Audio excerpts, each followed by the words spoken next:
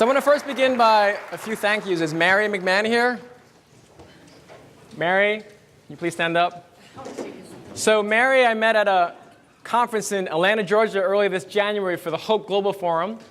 For you who were here last year, John Hope Bryan was here as a speaker, and he organized this great conference, and they provide financial literacy for impoverished communities. And so I met Mary there, and I gave this speech about connecting more deeply. And just meeting Mary and just knowing how generous and compassionate she is, if she represents Alaska, then I love Alaskans. So let's give Mary some love, please. I also want to thank Dan Karsten and Liz Lang. Are they here as well? So thank them for helping to organize this.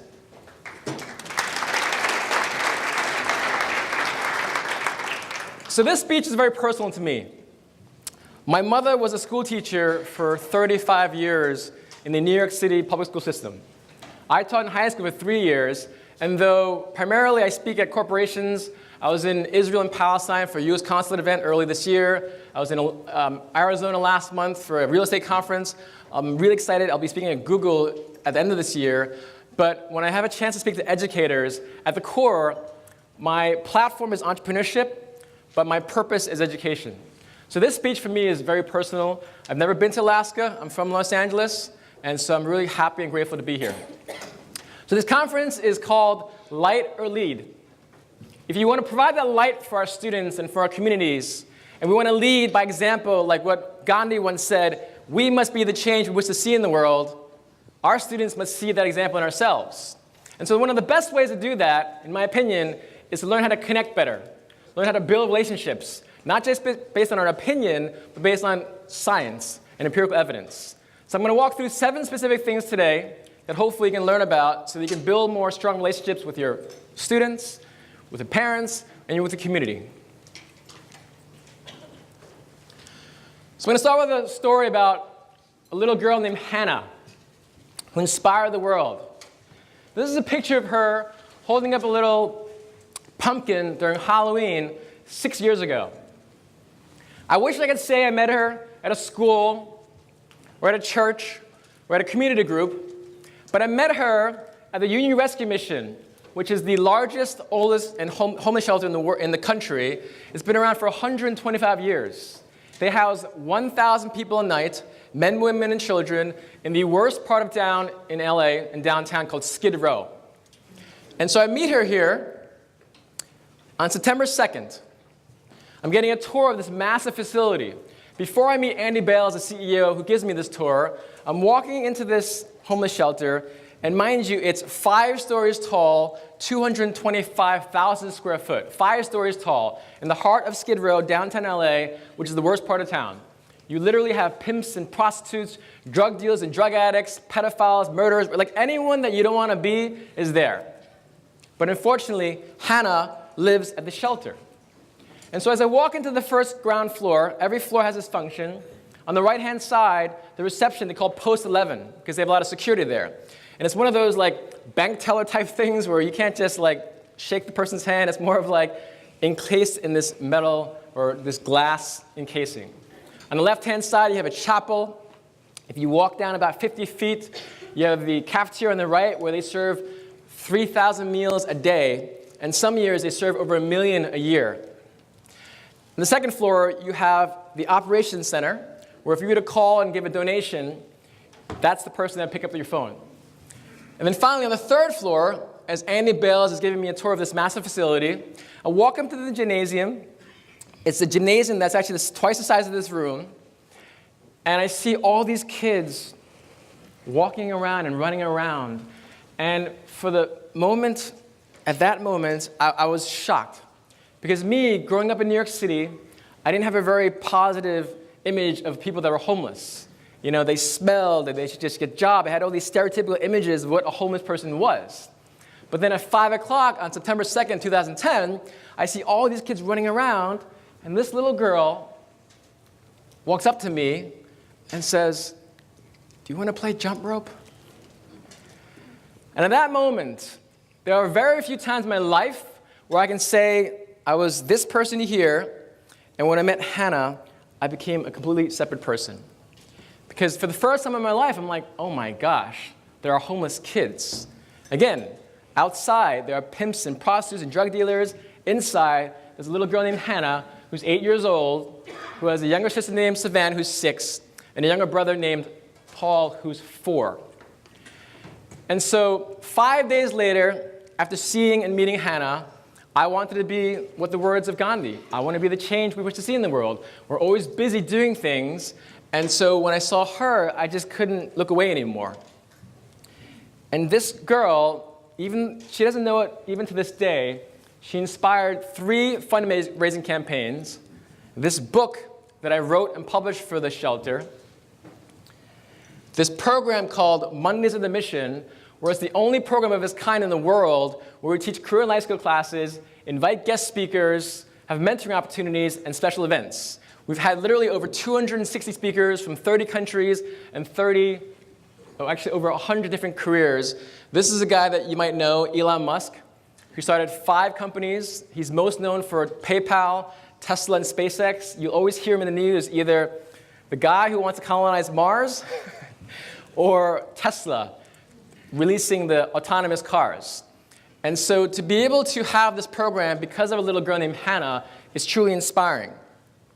We also had another student named James on the left-hand side, who was one of our students. Jessica's on the right-hand side. Jessica told James, James, you're smart, you're bright, you're ambitious, you're going to go to college. James believes her. James ends up applying to Howard University. He gets in, but even with financial aid, doing everything right, he still couldn't afford college. He was short $16,000. And so Jessica is really concerned because, she literally did everything that she could, and this kid did everything he could, but they were still short $16,000. So what does she do in the social media world we live in now? She puts a blog up called From Homeless to Howard. Please help my student James. He did every single thing he should have done. He was smart, he was diligent, he was hardworking, but even all the things he did wasn't enough. Can you please help us? Within the first week, they raised a few $1,000s.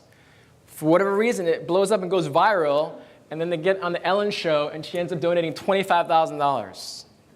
James is a senior now at Howard University, but he's an example of what's possible even in the worst part of town in Los Angeles. Lastly, there's another class that we had recently, and the beauty of life is to meet people that are different from you and have different experiences. On the far left-hand side, that's a proud father. He's a friend of mine named Manny Lopez. He himself was an orphan, and now he's a CEO of a company. He makes apps for business people like myself. So I actually have my own app now, which is cool. You can actually go on an app store and download an app. But he's an entrepreneur. The one next to him, she's a woman who is a refugee from Vietnam. And next to her is a man who's a veteran. He served our country proudly for over 10 years as a Navy person. And then next to him is this little boy named Isaac, who's 9 years old, who is Manny's son. So when Isaac was 4, he said, Daddy, I want an app too. What can I do? And Manny, being the entrepreneur he is, he's like, well, how can you monetize from it? So since Isaac loved art, Isaac's like, well, I want to help people paint. I want to paint things for people.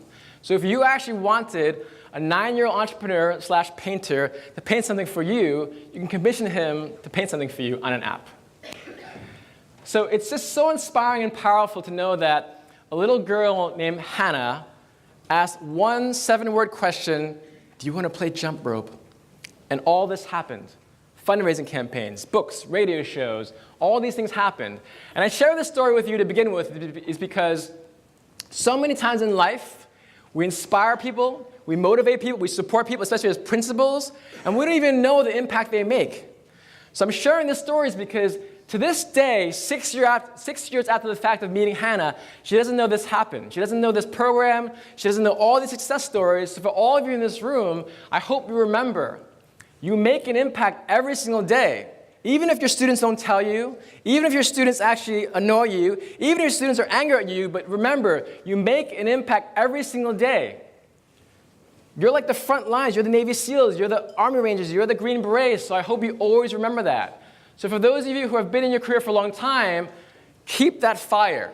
For those of you who are just beginning, know that that's the beauty of life, to serve. And for those of you on the fence, know that if you are in the mindset of Hannah, you have that brilliance, that innocence. Remember the innocence when you started this career, that you wanted to give back. You wanted to make a difference because that's ultimately what life is about. So when we start the class every week, we actually start the same way. I say to the students, everyone stands up individually, and I say, all I want to hear is your name. We applaud you for not what you do in the future, what you have done in the past. We applaud you simply for who you are, because you're special, you're unique, and you're talented. And we're here to support you, to encourage you, and to inspire you to do more and to aim higher. And so what I like to do with all of you, because we are the ones that are leading our students and our community and our state. But how many of us get applauded for what we do every single day? So I'd like all of you to stand up, please. And at the count of 3, I want you to applaud each other. And the applause is not conditional. We all need to know, just as I do that for our students or for our mentors, but all of us, especially as the educators in the room, we need to applaud ourselves for a job well done. It's so easy to be critical of ourselves, but remember, we inspire people every single day, and so at the count of 3, I just want you all to applaud your colleagues because it's so important to have that sense of gratitude and respect for ourselves. So at the count of 3, you ready, everyone? Yes. Come on now. Ready, everyone? Yes. All right, so you can clap, you can applaud, you can scream, you can stomp your feet, whistle, whatever you want, okay? Count of 3. 1, 2, 3.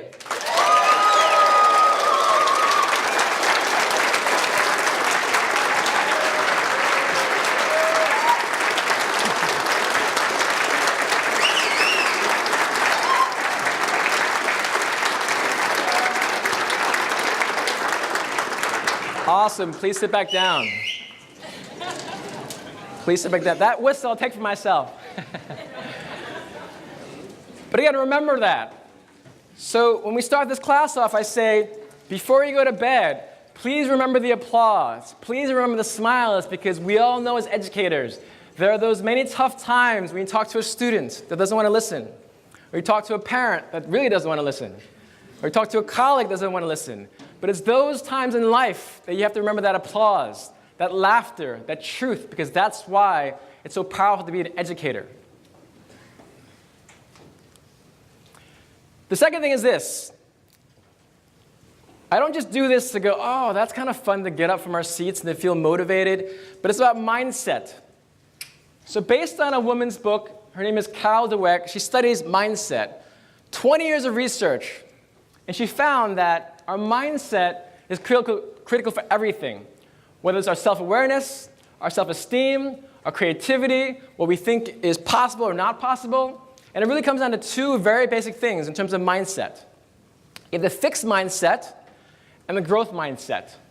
The fixed mindset is, I'm not smart enough, I'm not pretty enough, I don't have time, all the things that we might say in our mind. So let's say, for instance, this happened last week. I've had cystic acne for a long time, and I have a little cyst on my face. And I'm like, oh my gosh, I have a cyst on my face. Will it go away? I'm going to give this speech in Alaska, and I'm giving another speech in Miami. So it's like this, I'm not handsome enough. Or when I was a kid, I was labeled as having a reading disability. So I actually didn't really feel I was smart, even though I got straight A's all throughout my elementary school, because I was labeled as having a reading disability. And it wasn't until I was in 9th grade and I was accepted into my honors English class in 10th grade. And so for the first time in my life, even though, again, I was labeled as having a reading disability, so I didn't feel very smart, even though I did well in school, but it wasn't until they said that I was accepted into honors English in 9th grade. So we have these limiting beliefs, and as educators, we've had teachers that inspire us and say great things, and then we have those teachers that we remember literally for our lifetime, because that teacher told me I couldn't do it. We want to be the person that has a growth mindset, which is, what can we learn today? How can we be healthier? And instead of saying, I don't have time, which we all have the same amount of time, and mind you, the average American spends 5 hours a day watching TV. The average American also spends 4.7 hours a day on social media. Now, I don't know if that makes sense, because that's like 9.7 hours on the TV or social media. But the point is, we all have time. The more important question is, what are our priorities? What are we focusing on? The most challenging thing as educators is it's not about writing things down on a piece of paper. It's about talking to the person, the students. And that's one of the most challenging things where we're trying to have the administrative role and the more personal role with students. But in terms of the growth and fixed mindset, please always lean more toward the growth mindset because it's not just an opinion. This is based on science, 20 years of research, and it's all about having that fixed mindset. So let me give you a very specific example. My friend here, Mikey Oliveri, for most of his life, he had a very fixed mindset. He's the guy in the wheelchair next to Richard Branson. And so Mikey, at age 6, is told by his mother that he has a very rare form of muscular dystrophy. His mother says, Mikey, I'm sorry to tell you this, but you have a very rare form of disease. It runs in the family. Your uncle has it. In time, your muscles are slowly going to deteriorate. Eventually, you'll be in a wheelchair, and you're not going to live a very long life. You might actually die in your 20s. Now, I want you to think about that. Your own mother, I'm 6 years old. My mother tells me I'm going to have a really bad life. I'm going to be in a wheelchair, and I'm going to die young. What would anyone think? What would anyone have in terms of a mindset? So what does Mikey do? His mindset from 6 to 11 is horrible. He tries to commit suicide when he's 11. First he tries to pop pills, doesn't work. Then he tries to cut his wrist, doesn't work. And then he tries to put a bag over his head, and doesn't work. What does he do after that? He starts getting involved with drugs. Takes ecstasy, takes meth, takes cocaine. Mind you, he's 12 years old, he's 13 years old. Starts drinking Bacardi rum, vodka, wine, whatever he can get his hands on. He literally drinks so much in junior high school and high school that he has a bleeding ulcer by the time he's 15. And by the time he's 18, he's in a wheelchair. But thankfully for him, when he's 23 years old, he meets a man named Bob, who is his dentist's son. Bob is also in a wheelchair. Bob actually has less mobility than Mikey, and Bob becomes what I call a big gamer in Mikey's life. A big gamer is a person of influence that you want to be like or work with or work for. And so when Mikey meets Bob, Bob tells Mikey that, you know what? I lived on my own by myself for 30 years in Hawaii. And for the first time in Mikey's life, he thought, oh my gosh, this whole time I had this fixed mindset, but you know what, Bob, I'm going to have a growth mindset. Because Bob is also in a wheelchair, has less mobility than I am, and Mikey's like, what the heck am I thinking? So literally 6 months after meeting Bob, Mikey flies out from New Jersey to California because Mikey has always had that dream of moving to California. And that was 8 years ago. So Mikey is a perfect example of how we can all be. We want to be that fixed mindset where we say, I don't have time, I'm not smart enough, I'm not bright enough, I don't have all these things, and especially we don't want to impose those views on our students. Or do we want to be like Mikey where we meet a person that inspires us, that motivates us, that moves us toward where we want to go, and so therefore we have a growth mindset. And if you ever want to be inspired, Mikey actually has a website on YouTube. And it really pains me to see some of his YouTube channels because it literally takes him like 20 minutes just to get out of bed. He has like this crane-like thing above his bed that hovers above his bed. He has a little remote control, and there's times when he does not have help, he can't even get out of his bed. So whatever challenges and issues we might have, people like Mikey just inspire me. He even posted a video online and said, hey, Richard, it's Mikey. He says to Richard Branson, who started Virgin America and Virgin Galactic and Virgin Music, he said, Richard, you're like me. You inspire people. You aim high. You have this company called Virgin Galactic where I want you to take me out into outer space because if I'm in outer space, for the first time in my adult life, I can feel like I'm whole again. I can feel like a person. I can feel like a human being again. Richard hears that, and Richard invited him to outer space when they're going to be establishing Virgin Galactic. So it's just an amazing, inspiring story of a man. If we follow the growth mindset, we'll do more things in life. And if we encourage our kids and our students to do that, we'll do more things in life. So next thing is this. There are 4 specific chemicals where if you understand these chemicals, you can literally connect with anyone in minutes. Those 4 chemicals are this. I use acronyms a lot. There's a book that I read called Moonwalking with Einstein, The Art and Science of Remembering Everything by Joshua Foer. And he found that we forget 50% of what we learned in the first hour, 50%. We forget 80% in the next month. So pretty much we forget a lot of things in life. But if you focus on these 4 happy chemicals, it's dopamine, oxytocin, endorphins, and serotonin. And the reason why I mentioned the whole memory thing, using these acronyms helps us remember things. So the 4 happy chemicals are dopamine, oxytocin, endorphins, and serotonin. If you meet a student, a parent, a colleague, a community leader, and you focus only on 2 things, the first one is interest, and the next one is relationships. Their dopamine changes, the oxytocin, endorphins, serotonin. So for instance, I was at a real estate conference last year in October in Puerto Rico. There's a man named Jim. For whatever reason, we're sitting there at lunch, and Jim starts talking to me about his childhood and how he loves to sail, and all throughout his life he would sail. And he was in his 60s at the time.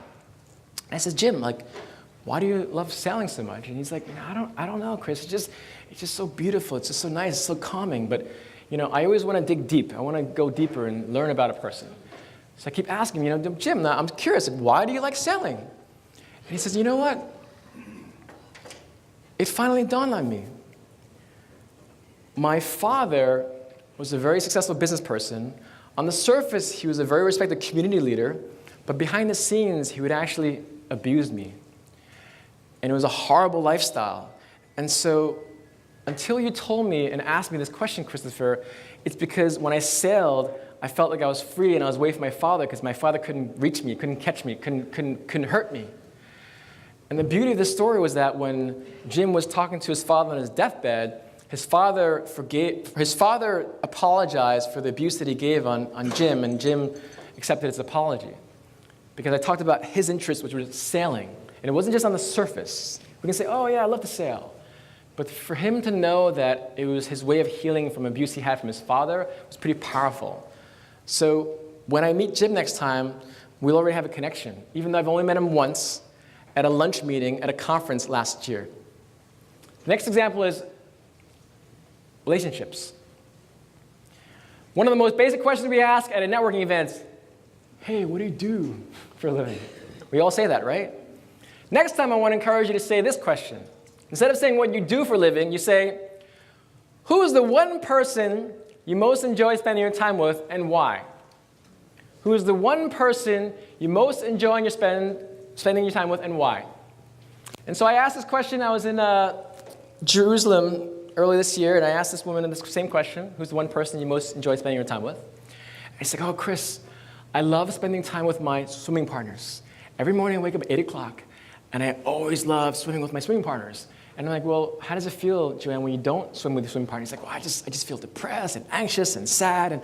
And so literally her whole physiology changes. When I talk about her swimming partners, she gets excited. When I talk about not going swimming, she gets really sad. So what's going on here is she doesn't even know it, but her whole physiology is changing. Her dopamine levels, oxytocin, endorphins, and serotonin. So whenever you want to meet people, you want to engage, you want to connect, keep that in mind of those 4 happy chemicals. Keep in mind the interests they have and the relationships, because those that they are closest to are those that they will most be affected by, especially with our students. One of the most biggest complaints and problems that I see when I talk to students is they just don't feel like we as adults get it. We're old. We don't get it. We don't understand them. And what they really want to know is, are we listening? Are we listening to their interests? Are we listening to the relationship that they have, even if those relationships are on their phone, or on Facebook, or on Snapchat, or on Instagram? I remember talking to one of my parents because I was coaching one of their sons to go to college, and she was so angry that her daughter kept staying online all the time. And I said, you know what? It's like you and I go to Starbucks and getting a cup of coffee. That's just how kids communicate now.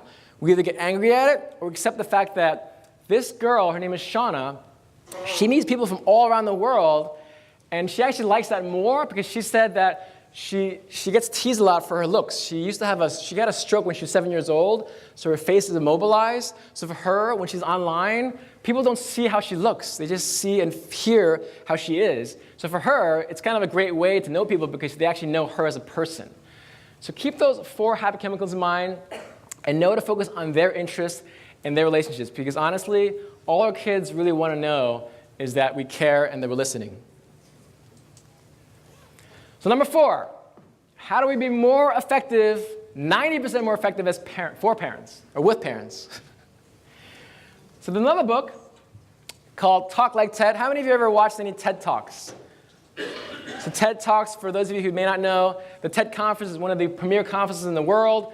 We have heads of states and thought leaders and authors that talk about anything, frankly. Literally, like, what are the benefits of a smile? What are the effects of climate change? Whatever it might be. But the 20-minute talks for free on TED.com, TED.com. So a guy named Carmen Gallo writes a book called Talk Like TED, and he talks about how if you want to be a more effective communicator, it goes back to the Aristotle days. And during the Aristotle days, even he knew it came down to 3 things: pathos, ethos, and logos. The ethos part is the credibility. I can stand on this stage and say, I'm a former manager at American Express, I've traveled the world, I've spoken at American Express and New York Life, I'm speaking at Google. Those are the credentials. That's impressive, right? That's only 10% of effectiveness. The 25% is your network is the #1 best predictor for your career success. Stories are 22 times more memorable than facts. The facts and figures are important. But the most compelling part is your story. The story of Jim, who goes sailing because he wants to run away from his father.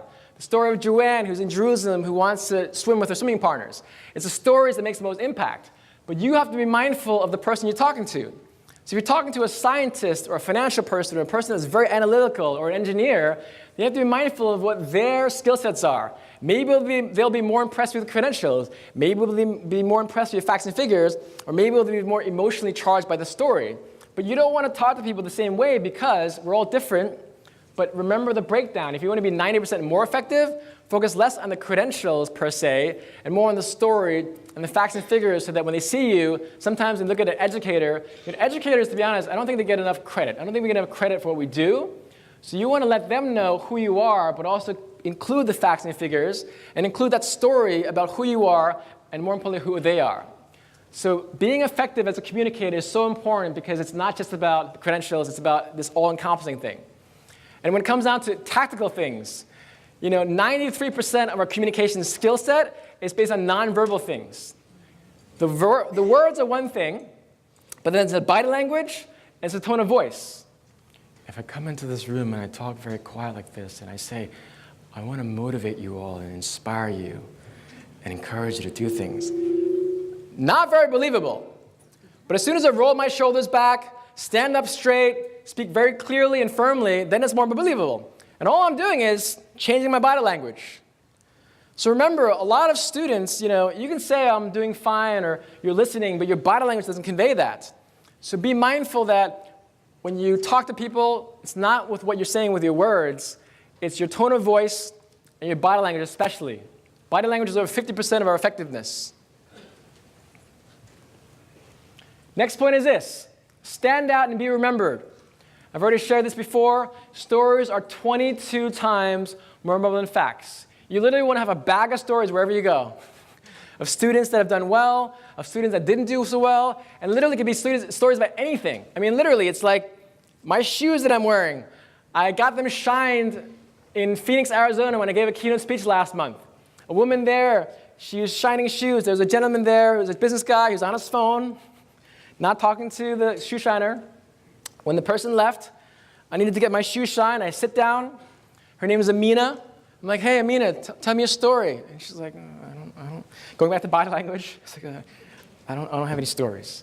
And you can already tell, based on her tone of voice, based on her slouching, she didn't have any stories. But I'm like, no, Amina, I want to hear a story. I just looked at her name tag. I knew her name was Amina.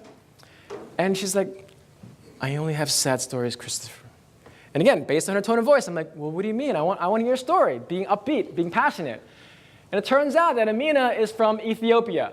It turns out that Amina loves her country, loves that fact that she grew up on a farm, loves her family, and she said that a lot of people in Africa, when I asked her what's the difference between Americans and Africans, she said, you know what?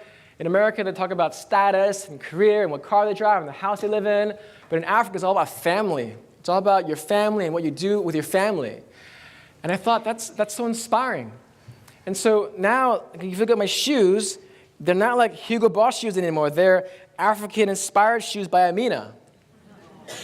So what I'm saying is, you can take anything and make it a story, because that'll be more interesting to your students, to the parents, to your community. It doesn't matter what the story is, just make sure it's interesting. So I'll share with you a little bit of my own story. I shared a little bit already, but on the left-hand side, I talked a lot. So my teachers would say, Christopher!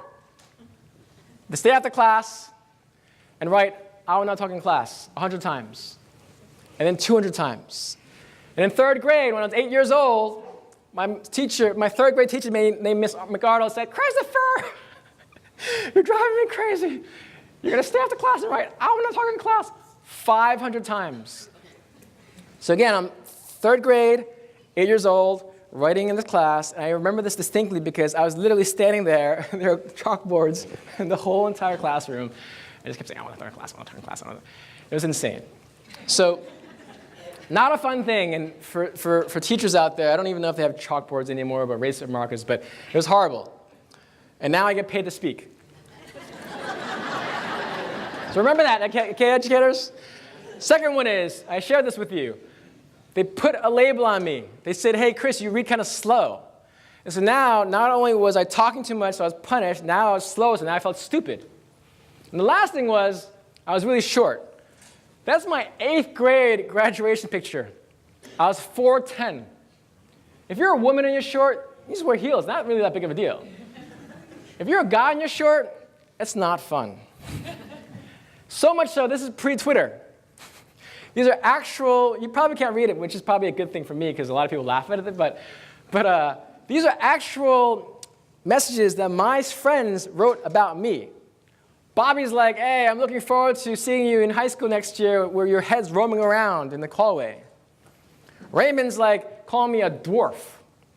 And the best one on the far right-hand side, I blew up bigger. Noel, who's one of my best friends, he says, Tu Ching. Be patient, don't worry, eat those vitamins, you'll grow. And he signs it the Twixter. And what's funny is I am still in touch with Noel. He's actually in one of the books I wrote. And I'm like, dude, check out this thing I found. I took a screenshot, I sent it to him. He's like, no, I didn't write that, I didn't write that. I'm like, no, Noel, I think you did write that. But I share these things because we've all had scars from the past. And the worst scars are the emotional ones, the ones that we were bullied and teased and punished. But I hope you remember that we as educators literally have that effect on our students. The scars that we've had, the ones that we've had hurt, we either carry those scars, that fear, that rejection, those obstacles we had as a kid, and we carry that forward with our students, with our administrators, with our colleagues. So I only share this because I want you to know that we've all had these things, but if we don't share that, our students don't really feel that we're human, that we're real. Like every day, literally, when I go to the shelter, every Monday when I'm there, I will tell them, one of my deepest insecurities is I had really bad acne. Not the little tiny kind, I had massive cysts.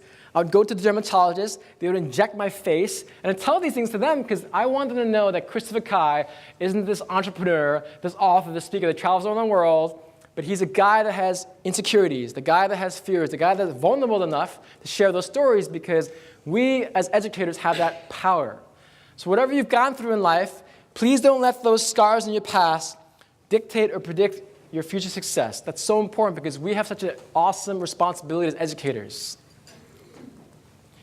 You play this role in people's lives.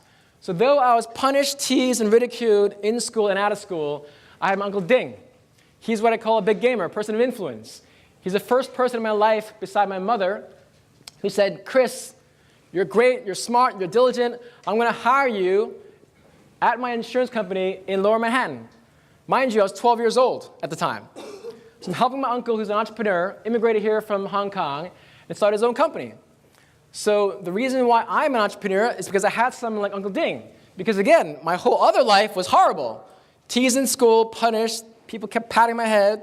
the worst story I had from a short standpoint, I was a freshman in high school, and I was dancing with this girl. I had enough courage, mustered up enough courage to ask this girl out. She was wearing a black hat, a white top, and a black skirt.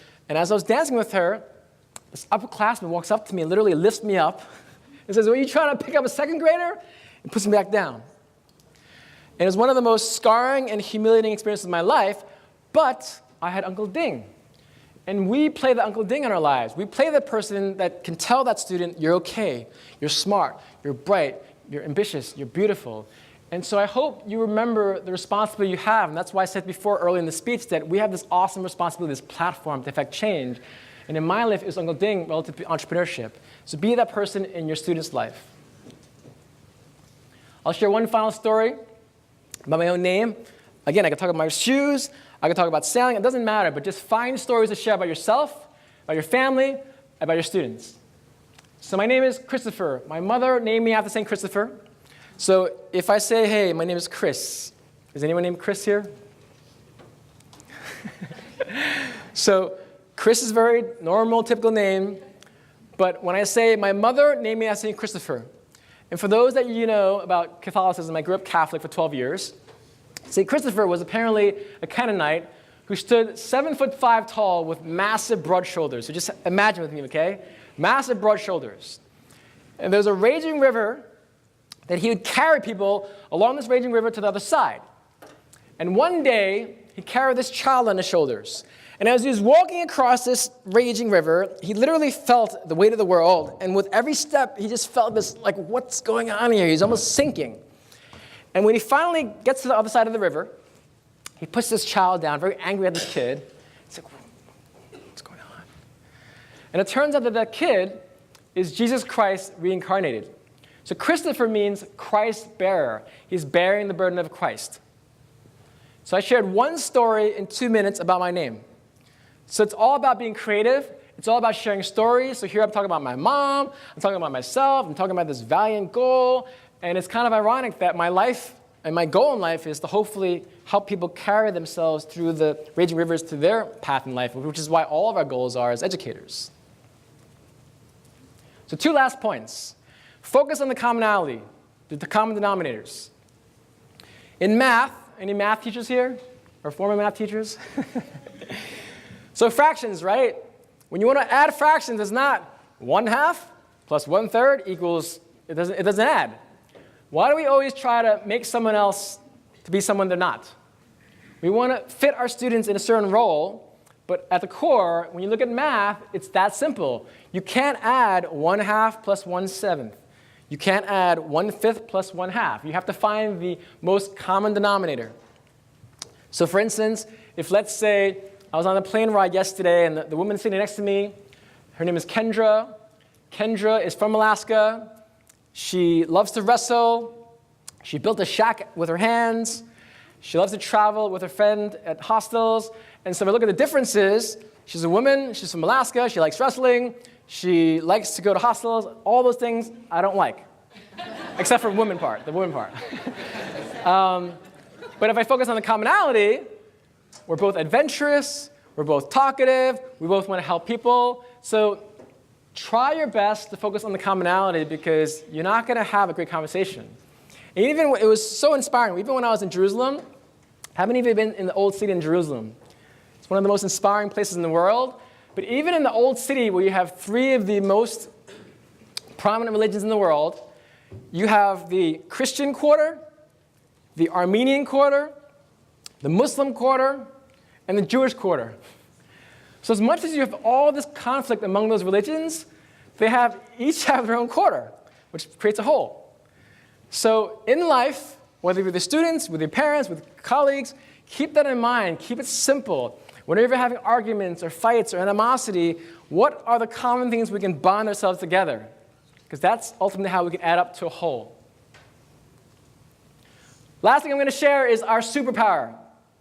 This is the thing that most touched Mary when we first spoke in January. Our superpower is this.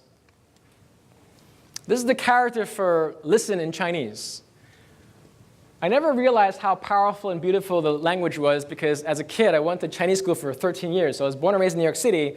So all my friends were doing in the daytime were just like hanging out and playing baseball and basketball and riding bikes, and I did all that stuff. But at night, I had to study and go to Chinese school every Saturday for 3 hours for 13 years. And so all I did was nothing in school, in Chinese school. But as I got older, I'm like, wow, the Chinese language is so powerful because it's not really just one character. It's multiple characters put together like Tetris to create a different meaning. And so when you look at the character for listen, it's called, if I say 我听你, 我听到你, that means I'm listening to you. On the top left-hand side, it's ears, the obvious one. The bottom left, it's actually Wang, it's like the King Wang. But the top right, you have eyes. Right below that, it says undivided attention, but that one line across, the horizontal line, that's just the number 1. And then right below that, which is most important, is heart. So when you listen to someone, it's a superpower because this phone that we have in our pockets that we all have, there is a company called Locklit, which is an app company, and they found when they surveyed 150,000 users, they found that the average user checks their phone 110 times. The high-frequency user checks their phone 900 times. And we're all, I'm sure, guilty of that. You wake up in the morning, the first thing you do is what? You go to lunch, first thing you do is what? I mean, all of us have some level of addiction, perhaps, to this phone. But if you want to listen, you have to talk less and listen more, and not just with your ears, but with your eyes and with your heart. So I hope that you remember that. I'm going to share one final story. So this is Paul when he's about 7 years old. I couldn't really find many pictures of Paul. So Paul starts off his life in a really tough situation. He's born out of wedlock. Mother's name is Joanne, 23 years old, is with a foreign student named John, we'll call him. Joanne doesn't know what to do because she gets pregnant, unwanted. At the time, abortions are illegal. Abortions are very dangerous. Her father doesn't like her boyfriend, all this stuff that she has to deal with. So she decides, you know what, I'm not even going to tell John that I'm pregnant. I'm going to move to a different area, and I'm going to put my little baby boy named Paul up for adoption. It's something that she did not want to do, but the fact that she was not working, was a student, had a lot of issues with her parents, she decided, I'm going to put my little boy, Paul, up for adoption. But she says to the adoption center, can you please find a parent that are Catholic, well-educated, and wealthy? So the adoption center finds this couple that's Catholic, wealthy, and well-educated. But for whatever reason, at the very last minute, this couple decides that they want a baby girl, and they don't want baby Paul. And so Joanne hears this, is very upset, because what the adoption center does next is that they find another couple who's not Catholic, well-educated, or wealthy. They're blue-collar workers, and Joanne refuses to sign the adoption papers. But after a short period of time, this adopted parents, they say to Joanne, please, please, please, we love your child. We'll take care of your child. We'll take care of Paul. And we'll promise that we'll send Paul to college. So Joanne looks at her situation, unwed mother, not married, doesn't have other options. Abortion is illegal. Abortion is dangerous. So she decides to sign the papers and passes her little baby boy named Paul to this adopted parents who are uneducated, but they love Paul. Paul gets adopted to this family. Unfortunately for Paul, Paul has a very difficult childhood. By the time Paul's 2 years old, Joanne's, the adopted parent, the adopted mother, thinks to herself, did I make a mistake? Because Paul was a very, very, very, very difficult child to deal with. And when Paul's in school, he doesn't like school. He's distracted. He has ADHD. He gets suspended. And then, thankfully, though, he had a father, a big gamer, his own father, who worked with his hands. And his father would actually have a workbench in his garage. And so if they wanted to build a cabinet, they'd build a cabinet with his hands. If they wanted to build a fence, they'd build a fence with their hands.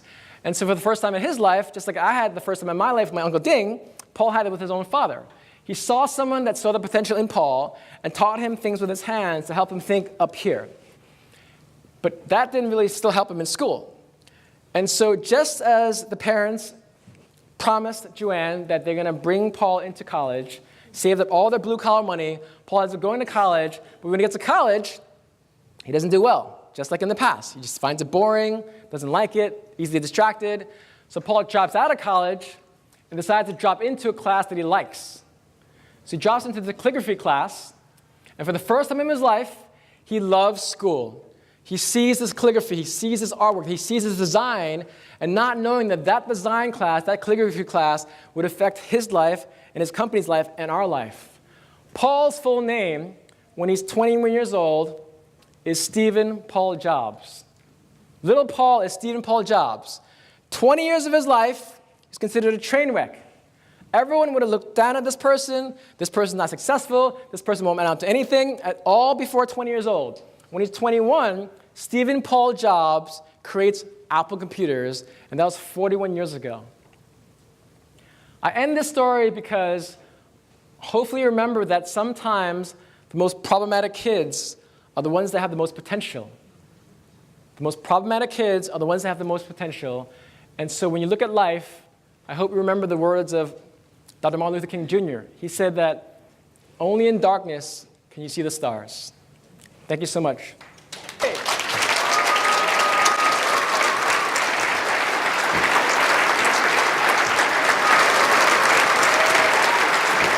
Thank you.